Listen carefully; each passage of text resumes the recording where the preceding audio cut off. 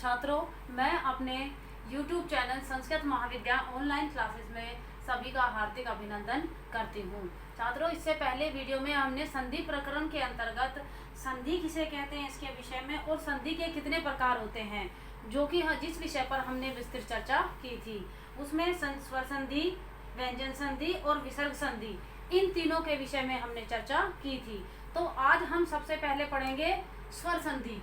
स्वर संधि किसे कहते हैं? नंबर 1 पर हमारी आती है स्वर संधि। स्वर संधि किसे कहते हैं? हम स्वर संधि को हम अच संधि भी कहते हैं। अच संधि क्यों कहते हैं? क्योंकि इसमें अचों का मेल होता है, यानी कि स्वरों का मेल होता है। स्वर संधि में केवल स्वरों का प्रयोग किया जाता है, व्यंजन का प्रयोग नहीं, इसलिए हम इसको अच संधि कहते हैं। स्वर संधि का अर्थ है ह्रस्व अथवा दीर्घ स्वर के पश्चात सवर्ण ह्रस्व अथवा दीर्घ स्वर आता है। ह्रस्व अथवा दीर्घ वर्ण के पश्चात सवर्ण दीर्घ आता है या सवर्ण स्वर आता है, तो हम उसको अच संधि, स्वर संधि कहते हैं। यानी कि हमारा आ और बड़ा आ, ये दोनों मिलकर क्या हो गए? आ, यानी कि ए और आ को मिलकर आ हो गया, यानी कि जो जिस वर्ण होता है उसी वर्ण को सवर्ण हो जाता है, वही वर्ण बन जाता है, तो उसको हम स्वर संधि कहते हैं। दो स्वरों की अत्यधिक समीपता के कारण जब उनमें से एक स्वर अथवा दोनों स्वरों में परिवर्तन होता है, तो उसे हम अच संधि कहते हैं। यानी कि दो स्वरों की समीपता के कारण यदि स्वर में कोई परिवर्तन होता है, जैसे ए प्लस आ, तो हमारा दीर्घ आ बन गया, और ऐसे ही आ प्लस आ, तो भी हमारा दीर्घ आ बन गया। ऐसे ही ई प्लस ई बराबर ई। तो जो वर्णों का मेल होता है, यानी कि दो स्वरों का जो मेल होता है, उसकी अत्यधिक समीपता को हम स्वर संधि यानी कि अच संधि कहते हैं। जैसे हमारा सबसे पहला उदाहरण है विद्यार्थी। विद्यार्थी, विद्यार्थी के अंतर्गत क्या है? विद्या प्लस, इसका संधि विच्छेद क्या होगा? विद्या प्लस अर्थी, यानी कि विद्यार्थी। इसमें हम क्या करेंगे कि विद्या का आ, अब विद्या में से आ हट गया, तो हमारा व्यंजन जो है वो ह्रस्व हो गया, यानी कि इसमें आ स्वर नहीं है, तो इसमें से आ हटने के बाद इसको हमने हलंत कर दिया। और प्लस अर्थी का आ, दोनों मिलकर क्या बन गए? बराबर आ, तो ये हमारा बन गया विद्यार्थी। इसी प्रकार से दूसरा हमारा है महेश्वरा। महेश्वरा, महेश्वरा का संधि विच्छेद क्या होगा? महा प्लस ईश्वरा, महा प्लस ईश्वरा, महेश्वरा। अब इसमें क्या है कि इसमें महा का आ, महा का जो ये आ है, ये आ, ये ह रह गया, और प्लस ईश्वर का ई, ये दोनों मिलकर क्या हो गए? इसको ए गुण हो गया, तो हमारा बन गया महेश्वरा। म, ये हमारा ए आ गया, महेश्वरा। नेक्स्ट हमारा उदाहरण आता है महिंद्रा। महिंद्रा का संधि विच्छेद क्या होगा? महा प्लस इंद्रहा। नेक्स्ट हमारा क्या है? महिंद्रा। महिंद्रा का संधि विच्छेद क्या होगा? महा प्लस इंद्रहा। इसके अंतर्गत क्या है कि महिंद्रा का जो संधि विच्छेद है मही प्लस इंद्रहा। इसमें जैसे म ह का ई प्लस इंद्रा का ई, इन दोनों को क्या हो गया?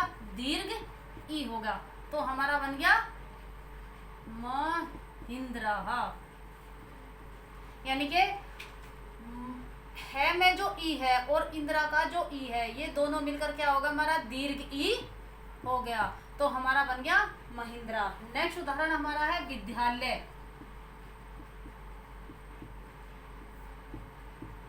विद्या का क्या है, विद्या प्लस आल्य। इसके अंतर्गत क्या है कि विद्या का जो आ है और आल्य का जो आ है, यानी कि दोनों दीर्घ आ हो गए। अब देखो उसमें क्या हुआ कि इसमें दोनों दीर्घ आ हो गए, विद्या का आ और प्लस आल्य का आ, तो इनको क्या हो गया, दीर्घ आकार हो गया, तो हमारा बन गया विद्यालय।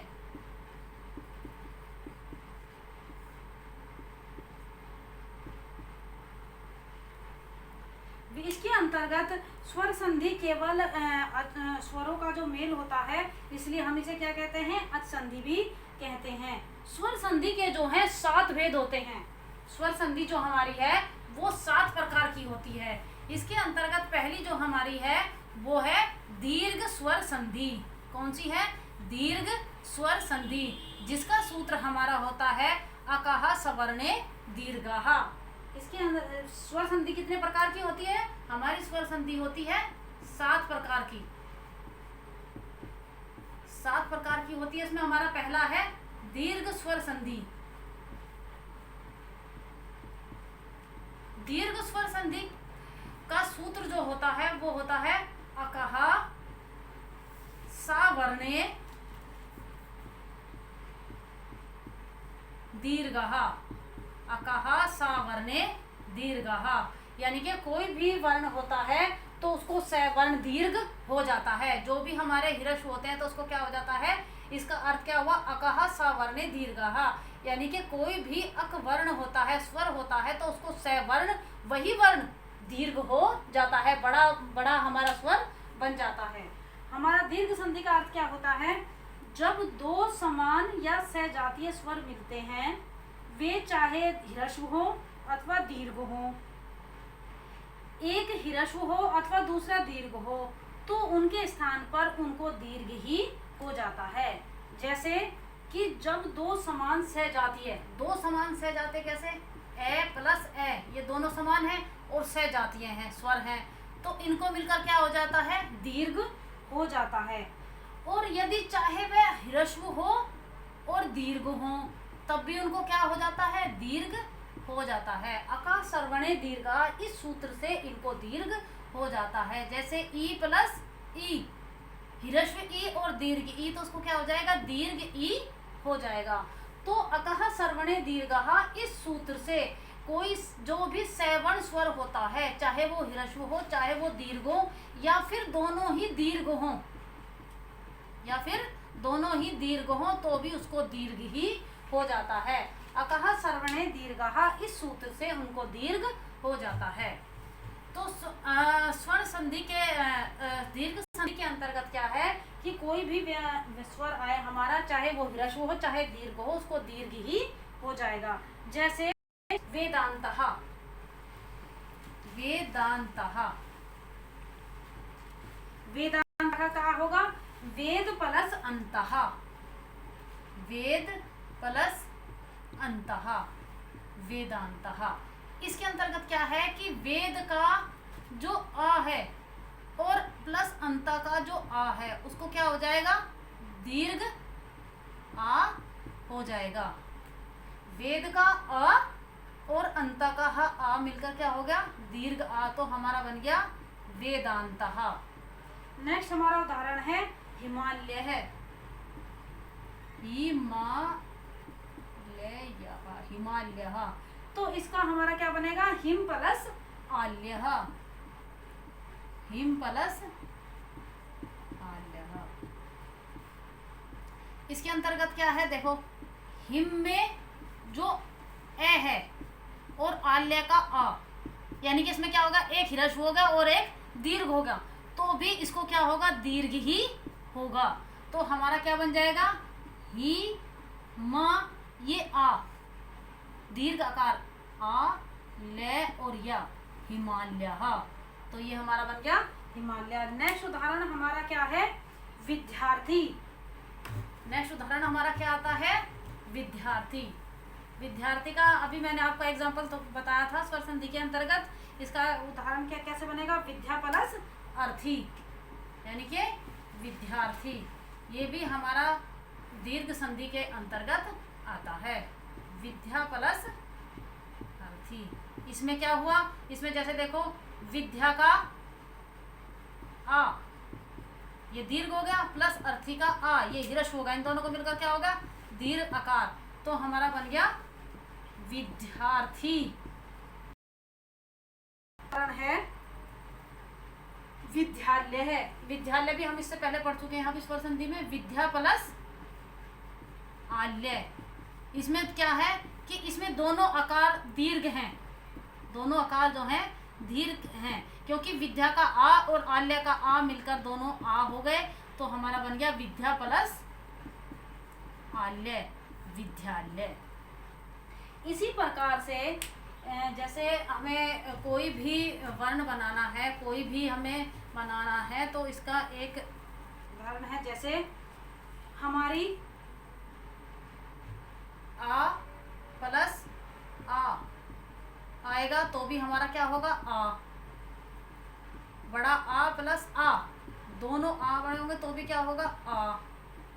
ई प्लस ई तो भी हमारी दीर्घ इकार होगी, या ई प्लस ई तो भी हमारी क्या होगी, दीर्घ इकार होगी।